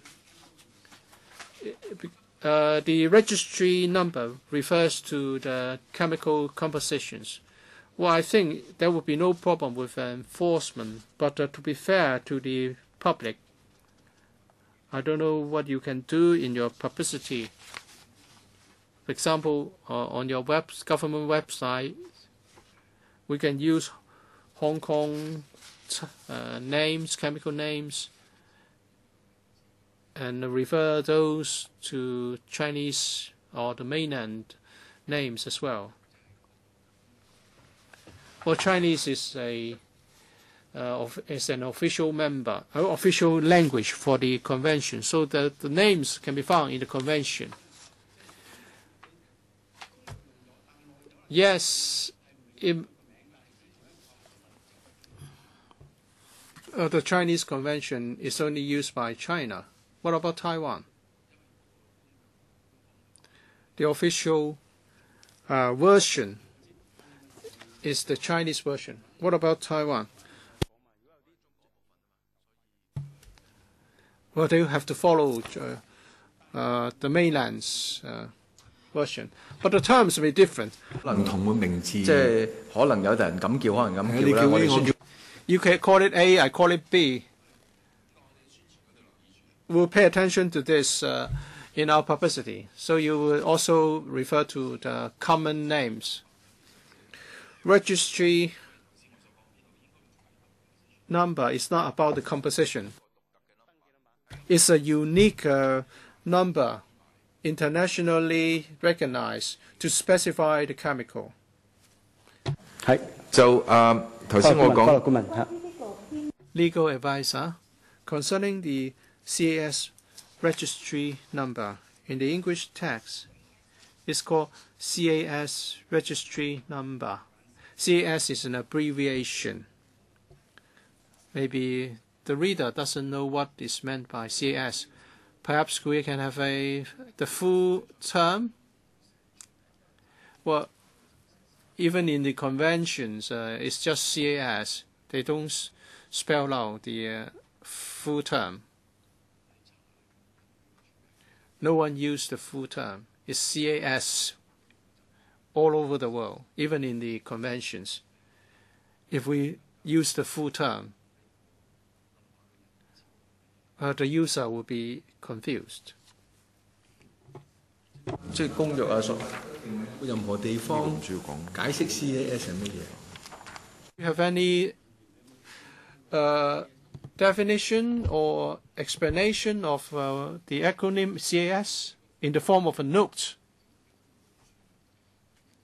Maybe we can have a note so that people can know what CAS means. Maybe the drafting, the people can take a look. I know CAS is widely used. It's an acronym. Maybe we should allow people to find out. German, Schedule 2, 1A.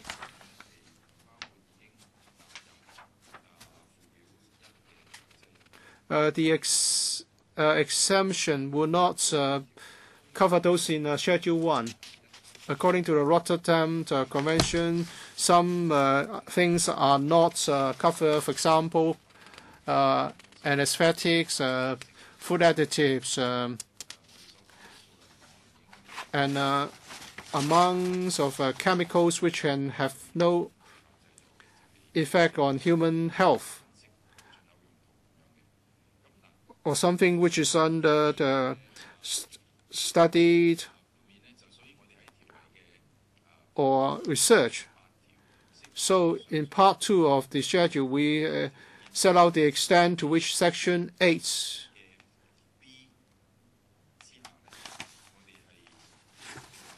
does not apply. So under Schedule 2B, we set out the excluded pesticide. So these pesticides will be excluded. It's in line with CAP 595. All right, Part 3. Part 3 amends Section 6, application for license or permit. We have deleted C of the section, and this is just a technical or consequential amendment. Clause 26 amends Section 11(1)(c)(2). 11(1)(c)(2). Well, as I said, there are 3 main proposals. First, about AAB. Second, the power to enter premises without a warrant. Now, this is the third improvement.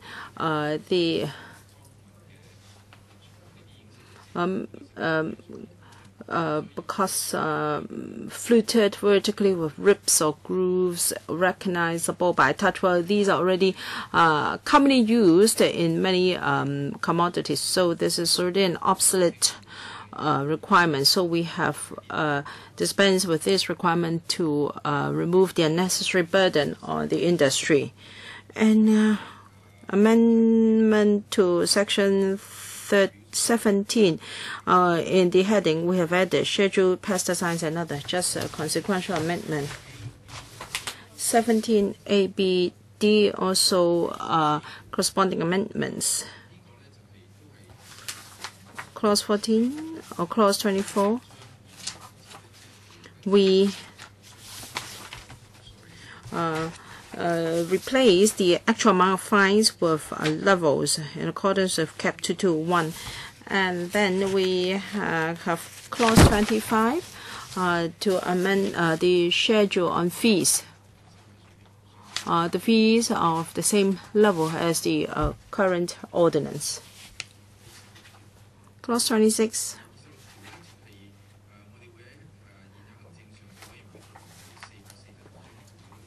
We will add to the schedule of AAB ordinance CAP 442, CAP 133. This is again a consequential change.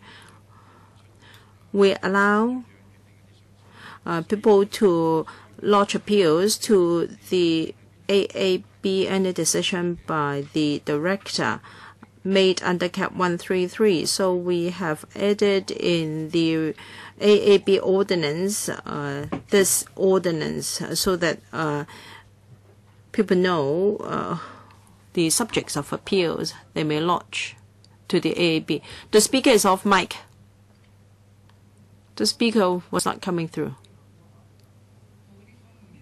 I don't have such information. You have to ensure that there are no such provisions to ban it. I'll go and check. Any comments from our legal advisor? Page 26, item 28.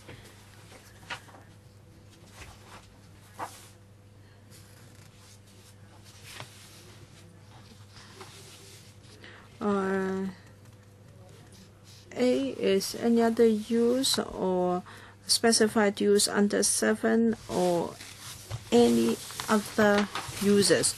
So any other users, what does this refer to?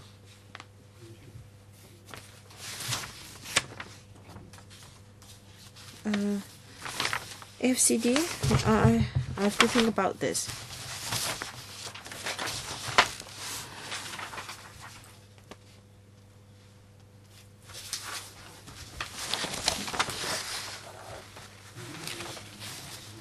Is it just something rather routine?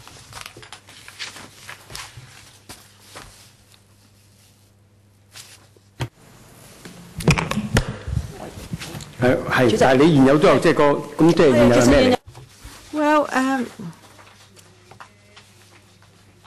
if you look at Regulation 7 and 8, all right, Regulation 7,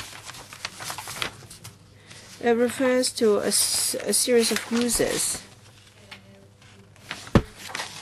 So for different activities, permit is required for manufacturing, offer to manufacture, sell or supply, or offer to sell or supply. So we want to dispense with the verb, and so we generalize it as for any other purposes. And B, if it is something for immediate re-export, that is quite a special case. So because we charge on a cost recovery basis, so the fee is lower. So the fee for B will be lower than that for A. I think the ALA may be saying that would it be better if you say 8A12F purposes under A12F. For any other purposes, so I'd like to know what are the any other purposes, because it's not clear. It's not really for any other purposes. They are really specified purposes that is under Regulation 7.1. Because 8 is always read in conjunction with Regulation 7. 7.1. Then why don't you say for the purpose under Regulation 7.1? I was not familiar. I'm not familiar with the Chinese text. 7.1. Schedule on fees. 7.1 for issue of a permit under Regulation 7.1 in respect of a scheduled pesticide or any other unregistered pesticide. But 8 is about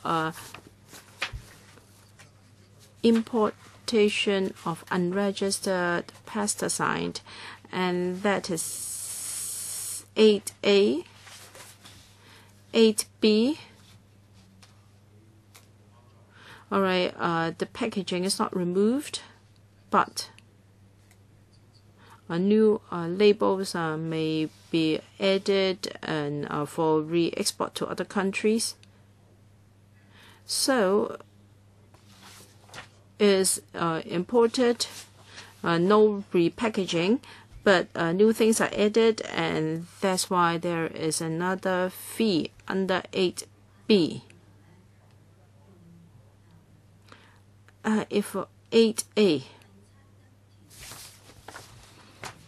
if you say for specified purposes under 7.1, I beg your pardon, 8A, can you say for a specified purpose under 7.1?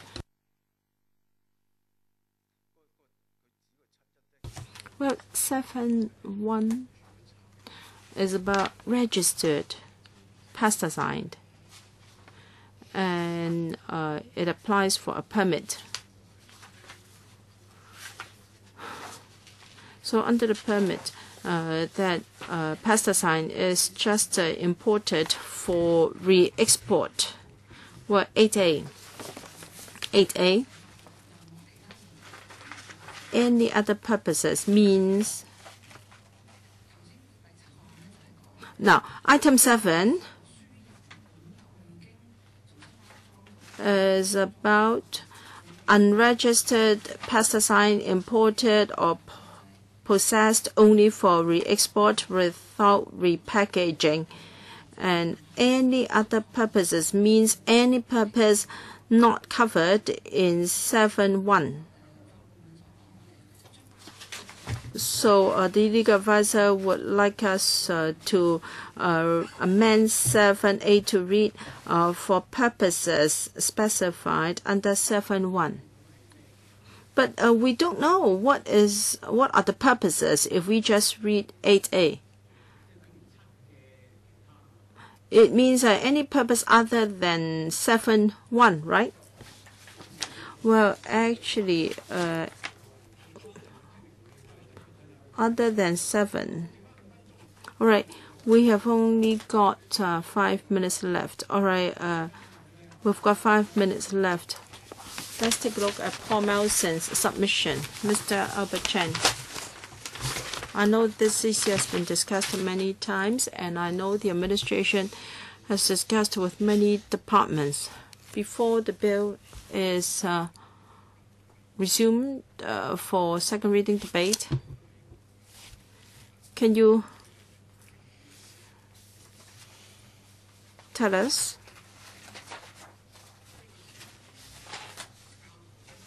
can you give us a full account of how you are going to deal with the situation in schools, in public parks, so on and so forth? Can there be a public account and undertaking? Well,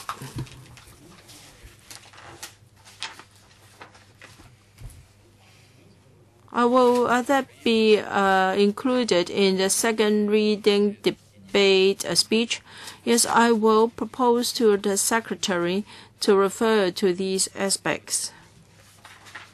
For issues we have responded in writing, well, they will be mentioned in the Secretary's speech. And pesticides groups, whether they be neurotoxic or microencapsulated pesticides, I think the AFCD will take note of this. And I think the critical issue is schools. We have noted this at the last meeting and will continue to follow up. Chairman.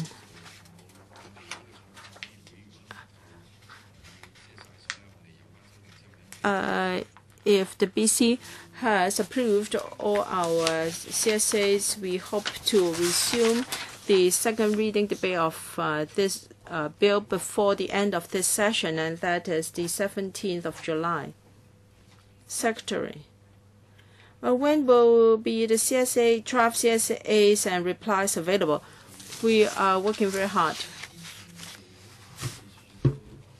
I think we have discussed with the Secretariat the future meeting dates. We like to show the draft CSAs to members and to see members of any comment. Is it the 18th? Yeah, 18th of June at 10:45. I believe we can have a full quorum. I hope we will have time to read all the CSAs. If members are not satisfied, then there is nothing I can do for you. But if we agree to your proposals, then it should be okay. Well, we still have time after the 18th of June. All right, I don't think this is a very controversial bill. If the technical issues are resolved, we support the resumption of the second reading debate. And the two relevant bureaus responsible for education and parks, can they give us a reply telling us their commitment? And I think this is important to us because we have discussed this issue a number of times already. Is that possible? Or can you give us an undertaking on their behalf? How about this? Since we've already promised, we will liaise with the relevant departments. There must be a lead department because there are concerns raised by members of the public in the scrutiny of this bill. We will liaise with LCSD, FEHD, Education Bureau to discuss the issues related to the bill. All right, I hope the next meeting scheduled for the 18th of June will be our last meeting. I hope after that we can support your resumption of the second reading debate. And please give us a brief account of issues mentioned by Mr. Albert Chen. And we're not asking you to repeat what you've said in previous papers, but you give us a comprehensive undertaking. Also, you want an action checklist. Oh, yes, we can sum up papers we've given to you. Perhaps the secretary can help, but anyway, we can do it.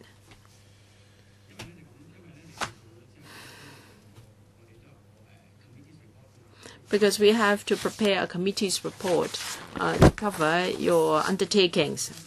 All right, we will remind one another. And in the Secretary's second reading speech, please also mention these undertakings. All right, we'll end our meeting here. The date of our next meeting